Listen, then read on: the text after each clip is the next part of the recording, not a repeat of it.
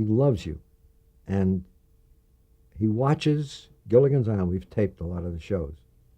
And we tape them, and he sits and watches you. And that's the only thing that overcomes the pain. When you think of classic American television, few images are as instantly recognizable as the smiling faces of the Brady Bunch. That opening theme, with its neat little boxes showing 6 kids, 2 parents, and a housekeeper, defined what millions of families thought the perfect household should look like. It was warm, wholesome, and endlessly cheerful. A show about step-siblings who managed to solve every problem with a smile and a catchy tune. For 5 seasons, from 1969 to 1974, The Brady Bunch was a portrait of American innocence, and it has lived on through reruns, spin-offs, and a devoted fan base that spans generations. But what if I told you that wasn't the whole story? Behind the pastel colors and picture-perfect haircuts lies a much murkier history. Whispers of episodes that were filmed but never aired, scripts that vanished from the archives, and storylines that pushed the boundaries of what television executives in the 1970s considered safe have haunted the Brady legacy for decades. Die-hard fans speak of lost episodes, scenes buried in studio vaults, and even rumors of entire story arcs that networks refused to broadcast because they were too controversial, too revealing, or simply too real for primetime television. It's easy to dismiss these as fan theories, the wishful inventions of people who want to add a darker layer to an otherwise squeaky clean sitcom. But then there are the fragments, magazine clippings, backstage photos, cast interviews that hint at a side of the Brady Bunch that America never got to see. And suddenly, the legend of these lost episodes doesn't sound like such a stretch after all. This isn't just a story about a TV show, it's a story about how television in the 1970s carefully crafted the illusion of perfection, sanitizing real-life issues to fit within the walls of a sitcom set. The Brady family wasn't just fictional. They were filtered, censored, and shaped into a symbol of what American families were supposed to look like. What was left on the cutting room floor tells us as much about that era as what we saw on screen. Today, we're peeling back the curtain. We're diving into the rumors, the scandals, and the hidden history of the Brady Bunch, and exploring the episodes they don't want you to see. To understand the mystery of the lost episodes, we first need to remember what the Brady Bunch represented at the time. Created by producer Sherwood Schwartz, the show debuted in 1969 on ABC. In a cultural landscape defined by the Vietnam War, civil rights struggles, and the counterculture revolution, America was changing rapidly, but television executives weren't ready to reflect that reality on screen. Instead, they gave audiences the Brady family, a clean suburban fantasy where the biggest problems were sibling squabbles, school crushes, or a broken bicycle. The premise itself was groundbreaking in one sense. Mike Brady, a widowed father of 3 boys, marries Carol, a single mother of 3 girls, creating one of television's first blended families. That setup mirrored the growing number of step-families in America, and for many viewers, it was comforting to see a show acknowledge the complexities of remarriage. But beyond that starting point, everything else was smoothed into simplicity. Divorce was never discussed. The children's biological parents, other than Mike's deceased wife, were never mentioned again. The Bradys lived in a sunny Los Angeles suburb, seemingly untouched by war, poverty, or social upheaval. The audience loved it. The show was never a massive ratings juggernaut during its original run, but its charm and relatability made it a staple of Friday night television. More importantly, the Brady Bunch became a cultural phenomenon after its cancellation, thanks to syndication. By the mid-1970s and early 1980s, reruns cemented the show's place in the American imagination. Kids who weren't even alive during its first run grew up with Greg, Marcia, Jan, Peter, Cindy, and Bobby as their TV siblings, and yet beneath that picture of perfection, there were cracks. Members of the cast have since admitted that life on set wasn't always as wholesome as the script suggested. Barry Williams, who played Greg, openly discussed his teenage crush on Florence Henderson, who played Carol, sparking gossip about the blurred lines between on-screen family and off-screen chemistry. Other cast members hinted at long shooting days, creative disagreements, and even moments when storylines strayed into territory executives felt were too edgy. It's here that the first whispers of lost episodes begin to surface. Industry insiders claim that Schwartz and his writing team occasionally toyed with storylines that reflected real issues of the time, everything from peer pressure to political protests. But ABC wasn't interested in shaking the illusion. Instead, the network steered the Brady Bunch back to lighthearted comedy, scrapping or shelving anything that threatened the show's image as safe family fare. The result? A version of the Brady family that millions adored, and the beginnings of speculation about what was hidden away. As early as the mid-1970s, fans began to whisper about episodes of the Brady Bunch that supposedly existed but never aired. Some of these rumors surfaced in fan magazines of the era. Others grew out of interviews where cast members hinted at scenes you'll never see. Over time, they snowballed into something bigger, a folklore of missing scripts and unaired footage. One of the most persistent rumors involves a storyline where Greg Brady secretly dates one of his teachers. The episode, according to some fan accounts, was filmed but never made it past network approval because it crossed a line. Teen romance was fine when it involved classmates, but an older woman? That, executives feared, would tarnish the show's innocence. Another rumored episode centers around divorce. In early drafts of the show, Carol was originally written as a divorcee, but ABC demanded that detail be erased. Divorce was still considered taboo for primetime family sitcoms in 1969. Some fans claim that an episode was written, maybe even partially filmed, where Carol discusses her past, only for the idea to be abandoned mid-production. To this day, the mystery of Carol Brady's first husband lingers as one of the great unanswered questions of the series. There were also whispers of episodes that touched on the Vietnam War, a conflict that dominated the nightly news during the Brady years. While no war was ever mentioned on air, some suggest scripts were drafted in which Mike Brady, as an architect, is asked to design military facilities, or where Greg considers protesting like many teens of the time.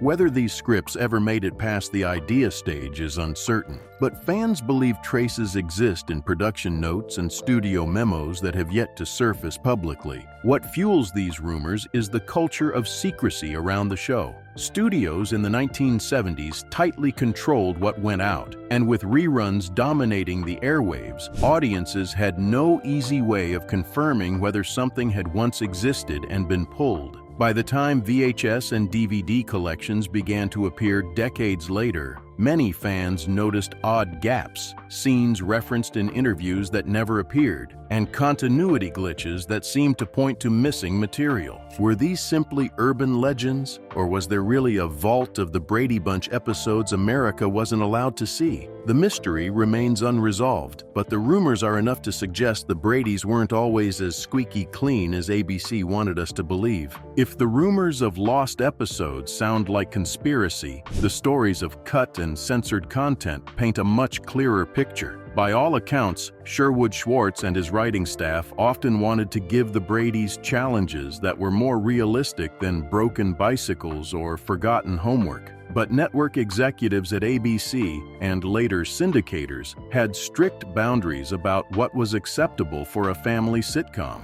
Anything that suggested drugs, sexuality, or controversial politics was swiftly removed. Take, for example, storylines about teenage experimentation. In the early 1970s, drug culture was impossible to ignore, especially in California, where the show was set. Writers reportedly pitched an episode where Greg and his friends are offered marijuana at a party. Instead of going through with it, the idea was dropped entirely when ABC censors decided it was too risky to even suggest. To this day, fans speculate whether parts of that script were ever filmed, since Barry Williams later admitted the subject came up more than once behind the scenes. Similarly, hints of teenage sexuality crept in from time to time. Jan's crushes, Marcia's popularity struggles, and Greg's budding independence often brushed up against subjects that could have been explored in a more adult way. One unaired storyline allegedly involved Marcia being pressured by an older boy to sneak away to a concert, raising the question of underage dating. The idea was killed before cameras rolled, but fans claim certain promotional stills hint at scenes that were never broadcast. Death was another forbidden theme.